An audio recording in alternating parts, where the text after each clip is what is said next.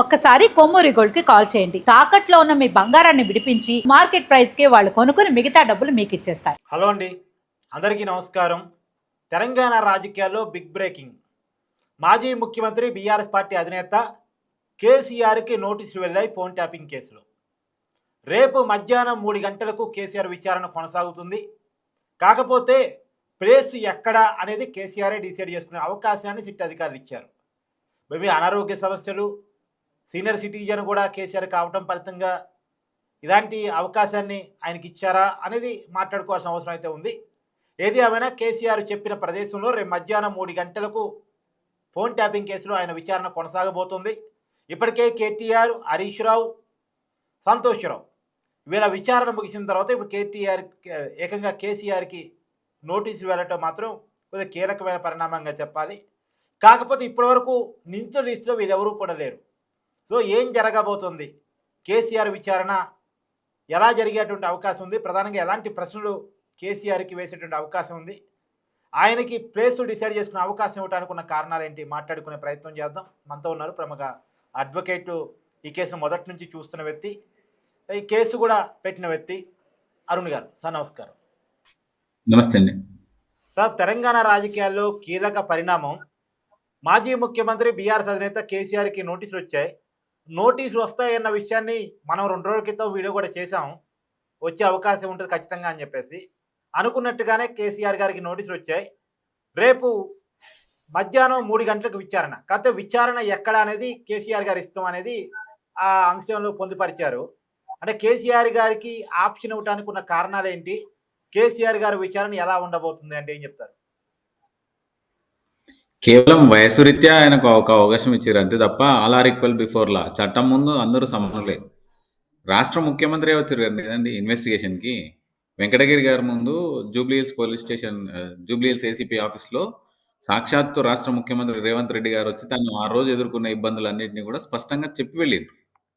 మరి మాజీ ముఖ్యమంత్రికి ఏ విధమైన ఇమ్యూనిటీ ఉంటుంది? ఏముండదు. ఆయన కేవలం వయసు రీత్యా మీరు చెప్తారా, మేము చెప్పాలనా, లేదంటే సిట్ ఆఫీస్కి రండి, లేదు వెళ్ళిన అడ్వాన్స్ ఇన్ఫార్మ్ చేయండి అని కూడా చెప్పారు క్లియర్గా. అంటే ముందే చెప్పాలి. రేపు ఏదో 2 గంటలకు 3 గంటలకు ఇన్వెస్టిగేషన్కి రమ్మంటే రేపు 2 గంటలకు ఫోన్ చేసి మీరు రండి పోయి అని చెప్పడానికి లేదు. హైదరాబాద్ పరిధిలో అని స్పష్టంగా చెప్పడం జరిగింది నోటీస్లో. అది కేవలం వెసులుబాటు మాత్రమే అంతే తప్ప ఆయనకు ఇచ్చిన ప్రివిలేజ్ అని కూడా నేను అనుకోను. దేశంలో 29 రాష్ట్రాలల్లో తెలంగాణ ఒకటి. అయితే తెలంగాణ ఒక ప్రాంతీయ పార్టీ 18 కోట్ల రూపాయల ఎలక్ట్రల్ బాండ్స్ని సేకరించడం జరిగింది. దేశంలో ఎక్కడ కూడా లేదు.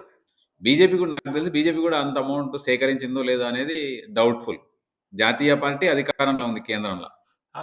వీళ్ళు మరి అదే రెండో స్థానంలో ఉన్నట్టుంది. కాంగ్రెస్ పార్టీకి కూడా లేవు, ఇంత అమౌంట్ రాలేదు. వేరే ఏ పార్టీకి కూడా రాలేదు. మరి అంటే అన్ని రాష్ట్రాల్లో అధికారంలో ఉంటే డజన్కి పైగా రాష్ట్రాల్లో బీజేపీ అధికారంలో ఉంది. ఎక్కడ కూడా కోట్ల రూపాయలు, వేల కోట్ల రూపాయల ఎలక్ట్రల్ బాండ్స్ ఏ పార్టీ కూడా తీసుకురాలేదు, సాధించలేకపోయింది. మరి ఈ పార్టీ మాత్రమే అది చిన్న రాష్ట్రమైన తెలంగాణలో ఇంత అమౌంట్ కలెక్ట్ కావడానికి కారణం టెలిఫోన్ ట్యాపింగే. ఫామ్ హౌస్లో కూర్చొని అందరి ఆడియోలు విన్నంత మాత్రాన తప్పించుకుంటారు అనేది, విధి నుంచి తప్పించుకోవడం అనేది కష్టం. కర్మ రిటర్న్స్ అనేది ఇప్పుడు ఈ నోటీస్ ద్వారా అర్థమైపోతుంది. చేసిన తప్పులు ఎవరైనా సరే అనుభవించాల్సిందే, తండ్రి తమ్ముడైనా సరే, అదే ఎవరైనా సరే చట్టం ముందు అందరూ సమానులే అని నిరూపించడానికి ఈరోజు ఒక నోటీస్ ఒక ఉదాహరణ. మరి ఏమైనా హౌస్ మోషన్ ఏమైనా మూవ్ చేస్తారో తెలంగాణ బారాసా పార్టీ న్యాయవాదులు, ఇంకేమైనా న్యాయవాదిని పంపించమని చెప్పి అసెస్ చేయడానికి చూడాలి. హౌస్ మోషన్ ఏమైనా మూవ్ అయిందో కూడా కనుక్కోవాల్సిన ఉంటుంది.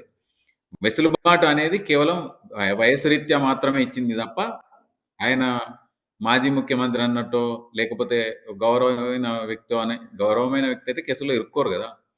ఆయన చెప్పింది కూడా, కేసీఆర్ గతంలో చెప్పింది కూడా అక్షరాల సత్యం. అది ఎవరైనా ఏ ముఖ్యమంత్రి అయినా gets information from his sources. ఖచ్చితంగా చీఫ్ సెక్రటరీ నుంచి, హోమ్ సెక్రటరీ నుంచి, కేంద్ర హోమ్ సెక్రటరీ నుంచి ఇన్ఫర్మేషన్లు తీసుకోవాలా. మరి ఎక్కడ తీసుకున్నారు? తీసుకోకుండా చేసినారు అనేది అయితే క్లియర్గా ఉంది కదా. దాన్ని డెస్ట్రాయ్ చేయొచ్చు అని కూడా యాక్ట్ చెప్తుంది అన్నాడు. పవర్ఫుల్ యాక్ట్ అన్నాడు. వాస్తవం టెలిఫోన్ టెలిగ్రాఫిక్ యాక్ట్ అనేది పవర్ఫుల్ 100% దేశ భద్రతకు ఉపయోగించాలి. డిస్ట్రాయ్ చేసి అధికారం ఇచ్చినప్పుడు దాని రికార్డ్స్ మినిట్స్ మెయింటైన్ చేయాలి. రెండో 16వ సంవత్సరంలో 17వ సంవత్సరంలో 18వ సంవత్సరంలో ఇన్ని నెంబర్లు ట్యాప్ చేసినాం, ఈ ఇన్ఫర్మేషన్ వచ్చింది, దీన్ని ఈ పలానా రోజు పలానా ఫోన్ నెంబర్ అనేసి వచ్చింది, దాన్ని డిస్ట్రాయ్ చేస్తున్నామని మినిట్లో రికార్డ్ చేయాలి. రికార్డ్ మొన్న ఒక చేయనందుకే కదా వార్త ఇప్పుడు వచ్చింది సార్. తప్పు. మొన్న ఒక వార్త వచ్చింది సంతోష్ రావు విచారణ సమయంలో. మేము నిఘా పెట్టమని చెప్పాం తప్ప ఫోన్ ట్యాపింగ్ చేయమని అధికారులకు చెప్పలేదు అని చెప్పినట్టుగా ఒక వార్త వచ్చింది. అంటే నిఘా పెట్టడం ఏంది, ట్యాపింగ్ చేయడం ఏంటి, ఈ రెండింటికి మధ్య ఉన్నటువంటి తేడా ఎక్కడ? ట్యాపింగ్ చేయడం అంటే రికార్డ్ చేసుకోవడమే దాన్ని.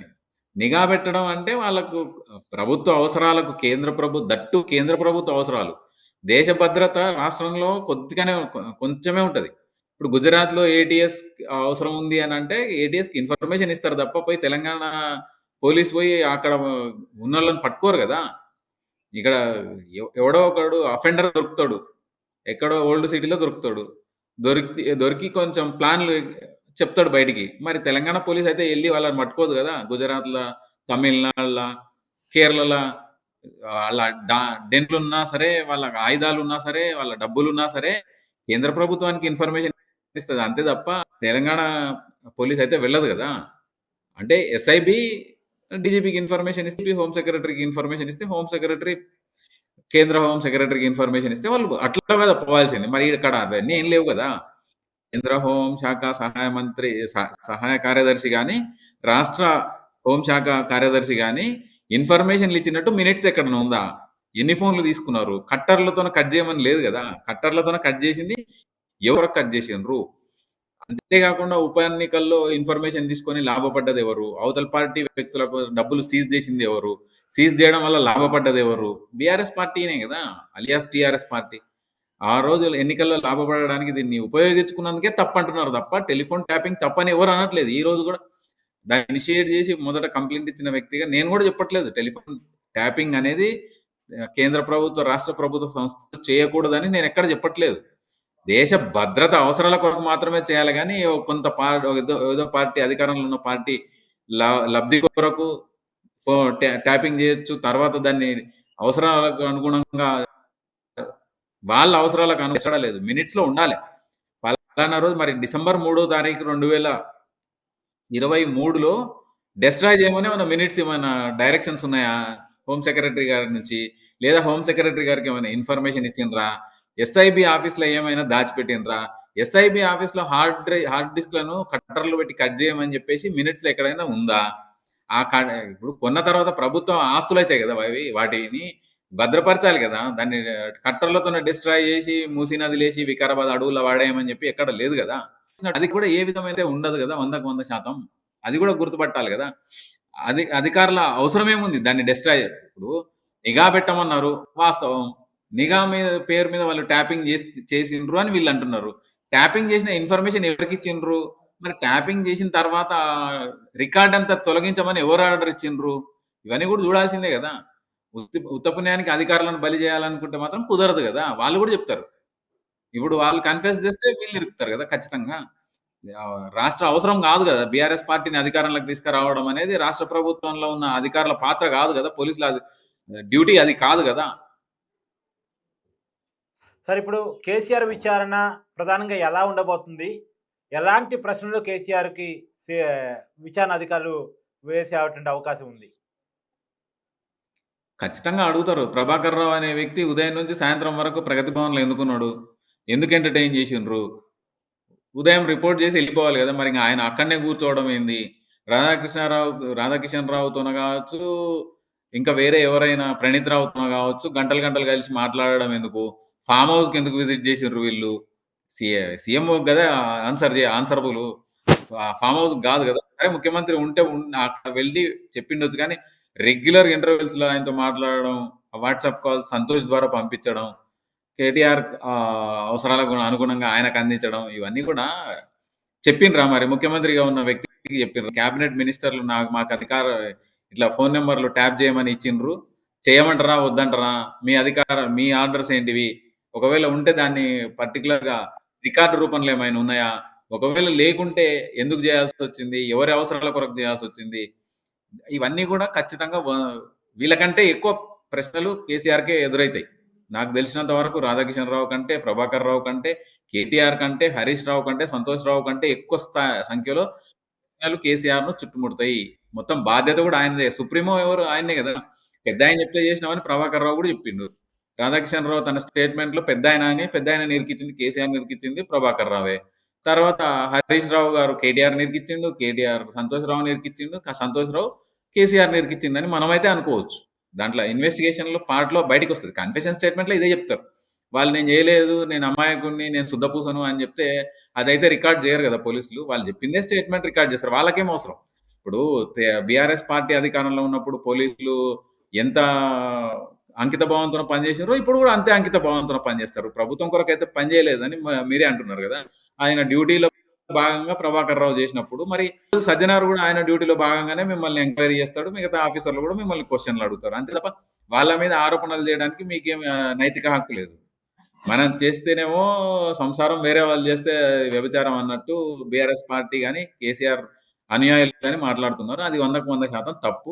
వాళ్ళు చట్టాన్ని దుర్వినియోగం చేసిండ్రు. చట్టాన్ని వాడుకున్నారు. చట్టాన్ని వాళ్ళ ధనదాహానికి వాడుకొని పార్టీ అవసరాల కొరకు డబ్బులు చేసిండ్రు అని చెప్పి శ్రీధర్‌రావు అనే వ్యక్తి కూడా ఫిర్యాదు చేయడం జరిగింది. ఎలక్టోరల్ బాండ్స్ 13 కోట్ల రూపాయలు నన్ను బెదిరించి ఎస్ఐబి ఆఫీస్‌లోనే నాతో కొనిపించిండ్రు అని చెప్పి కూడా చెప్పిండు. రివాల్వర్ ఎక్కువ పెట్టి మరీ అని చెప్పి కంప్లెయింట్ ఇయ్యడం జరిగింది. ఆ రోజు నేను కూడా ఉన్న వ్యక్తితో పాటు నేనే ఆ ఫిర్యాదు ఆయన చెప్తే డ్రాఫ్ట్ చేసి ఇచ్చింది కూడా నేనే. కాబట్టి ఇదంతా కూడా వాళ్ళ అవసరాల కొరకు చట్టాన్ని, రాజ్యాంగాన్ని దుర్వినియోగం చేసిండ్రు. రాజ్యాంగబద్ధమైన వినియోగం చేసిండ్రు. ఇది ఎంత మాత్రం క్షమార్హం కానే కాదు. ప్రజా జీవితంలో ఇటువంటి వాటికి అవకాశం ఉండకూడదు. ఎందుకంటే ఈరోజు ఇది చేసిండు, రేపు ఏదైనా ఇంకా ఇక్కడ పాకిస్తాన్‌లో 100 ఎకరాలు, 1000 ఎకరాలు ఇస్తాము. మంజిల్ కట్టిస్తాము. నీ కుటుంబానికి మొత్తం ఫ్లైట్‌లు ఇస్తాము అంటే పాకిస్తాన్‌కి కూడా ఇన్ఫర్మేషన్ అమ్మేస్తారా వీళ్ళు? అమెరికాకి అమ్మేస్తారా? వేరే దేశాలకు, మన శత్రు దేశాలకు అమ్ముతారా? అటువంటిది జరుగుతుంది. మరి అధికారులు కూడా కళ్ళు తెరుచుకోవాలి. వాళ్ళు ఇచ్చే ఇన్ఫర్మేషన్ అథెంటికేటెడ్‌గా ఉండాలి. ఆర్డర్స్ ఇస్తేనే, ఓరల్ ఆర్డర్స్ కాకుండా రిటెన్‌గా ఆర్డర్‌లు ఇస్తేనే వాళ్ళు కూడా భవిష్యత్తులో చేస్తే బావుంటది. లేదంటే ఇప్పుడు కేసీఆర్ ఎదుర్కొంటున్న సమస్యలను తర్వాత వచ్చే వాళ్ళు కూడా ఎదుర్కోవాల్సిన అవసరం అయితే ఖచ్చితంగా ఉంటది. సార్ ఇప్పటి వరకు కేటీఆర్ గాని, హరీష్ రావు గాని, సంతోష్ రావు గాని, కేసీఆర్ గాని వీళ్ళెవరు కూడా నిందితుల లిస్ట్‌లో లేరు. నిందితుల లిస్ట్‌లో వీళ్ళు చేరే అవకాశం ఉండొచ్చా? సార్ అనుమానం ఉంది ఆ కేసుతోన సంబంధాలుండయి, ఆ కేసు గురించి ఇన్ఫర్మేషన్ ఉంది అని ఇన్వెస్టిగేటింగ్ ఆఫీసర్‌కి తెలిసినప్పుడు 160 కింద నోటీసులు ఇవ్వడం జరుగుతుంది. వాళ్ళిచ్చే సమాధానాల మేరకు వాళ్ళు ఆ కేసుతో సంబంధం ఉందా లేదా? విట్‌నెస్‌లుగా కూడా తీసుకోకపోవచ్చు. ఒకవేళ వాళ్ళకు సరైన ఆధారాలు లభించనప్పుడు వీళ్ళిచ్చే ఆన్సర్‌లను వాళ్ళతో ఉన్న ఇన్ఫర్మేషన్‌తో మ్యాచ్ కానప్పుడు వాళ్ళని కేసులో నుంచి పక్కకు కూడా పంపేయొచ్చు. 160 స్టేట్‌మెంట్‌ని రికార్డ్ చేయాల్సిన అవసరం కూడా లేదు. ఒకవేళ వాళ్ళకు అనుమానమొస్తే ఫోర్త్ విత్ అక్యూజ్డ్‌గా మెన్షన్ చేసి రిమాండ్ కేస్ డైరీ ఒకటి తయారు చేసి రిమాండ్ చేస్తారు. అంతే తప్ప ఎవరికి 160 ప్రకారంగా నోటీసులు ఇచ్చిండ్రు, వదిలిపెడతారు అని అనుకోవడం మాత్రం అమాయకత్వం అయితది. అంతకు మించి వేరే ఏం లేదు. ఇన్వెస్టిగేటింగ్ అథారిటీకి పూర్తి విచక్షణాధికారాలు ఉన్నాయి. ఏ క్షణమైనా సరే ఆ ముద్దాయి కింద మార్చి కేసులో అరెస్టులు కూడా చేయొచ్చు. ఎవరినైనా సరే. Thank you sir.